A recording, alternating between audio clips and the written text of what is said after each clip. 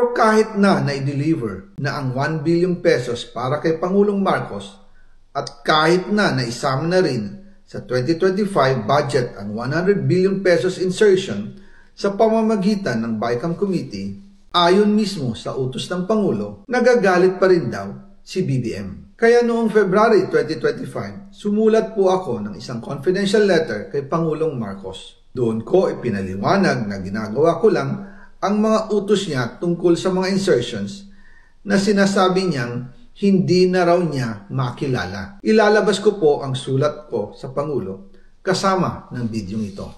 Si Yusek Jojo Cadiz ang nag-ayos ng aming meeting noong March 2025 sa 1201 Aguado Street, tapat ng Malacanang Gate 4. Pero sa halip na kumalma ang Pangulo, lalos lang siyang nagalit.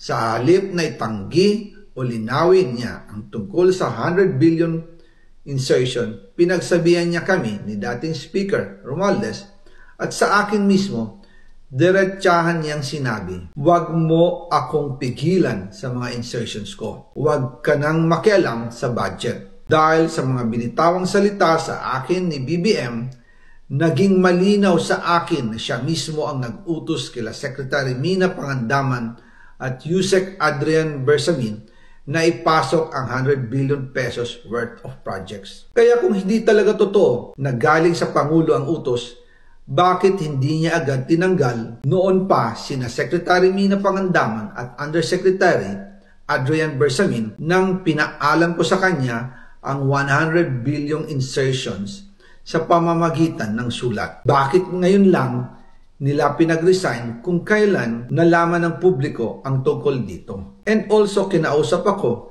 ni Yusek Jojo Cadiz at nagsabi na ipinapa-insert ng mga projects ang Pangulo na worth 50 billion pesos. And sinabi ko kay Yusek Jojo na meron ng instruction kay Secretary Mina Pangandaman at Yusek Adrian Bersamin about the 100 billion pesos insertion. And sabi niya, kakausapin niya ang Pangulo na kung pwede, doon na lang i-charge ang gusto niya ng 50 billion pesos na insertion. Ngunit ang sagot ng Pangulo, humingi ka ng bago or dagdag na insertions. Doon po nakita at naramdaman na hindi pwedeng sabihin ng Pangulo na wala siyang alam sa mga nangyayari. Kasi mismo siya ang nagbibigay ng utos. Ako mismo ang nakasaksi at nakausap ng mga taong direktang sangkot. Kaya hindi na pwedeng maghugas kamay at magturo na parang inosente. At kung titingnan ninyo ang 2026 budget, may panibago siyang 97 billion insertions. Pero ngayon, ipinasok na mismo sa President's Budget or NEP 2026.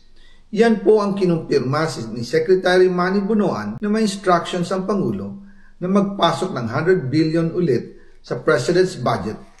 Kaya wala na siyang pwedeng ipamigay. Ito ay nalaman ko noong May 2025 sa meeting namin kasama si dating Speaker Romualdez sa number 30 Tamarind Street, Forbes Park. Kaya nang nadiskubre ng House of Representatives ang insertion sa flood control sa 2026 budget, ibinalik namin ang DPWH NEP 2026 dahil mali na ito at panibagong flood control projects na naman. Hindi lang po ang Pangulo ang may insertion sa budget. Pati po si Congressman Sandro Marcos, meron din pong pinapasok taon-taon. Noong 2023, may 9.636 billion pesos. Noong 2024, 20.174 billion pesos. At nitong 2025, 21.127 billion pesos. Lahat-lahat, ang kabuuan ay 50.938 billion pesos. At bawat taon po, sa tuwing dumarating ang BICAM budget process, lagi po may utos si Congressman Sandro na ipasok ang mga proyekto niya. Nalaman ko na lang sa mga contractor na galit siya sa akin nung pinag-uusapan na ang sabi daw niya, ipatatanggal ako at magpa-file ng maraming kaso laban sa akin. Kasi kulang ng 8 billion pesos yung insertion na gusto niyang ipasok. Ang dahilan daw, may mga contractor na nakapag-advance na sa kanya at dahil hindi na ipasok ang buong halaga, kailangan daw niyang magsauli sa mga yon. Para malinaw sa taong bayan, ilalabas ko po sa video na ito ang listahan ng mga proyekto na kasama sa mga insertions ni Congressman Sandro.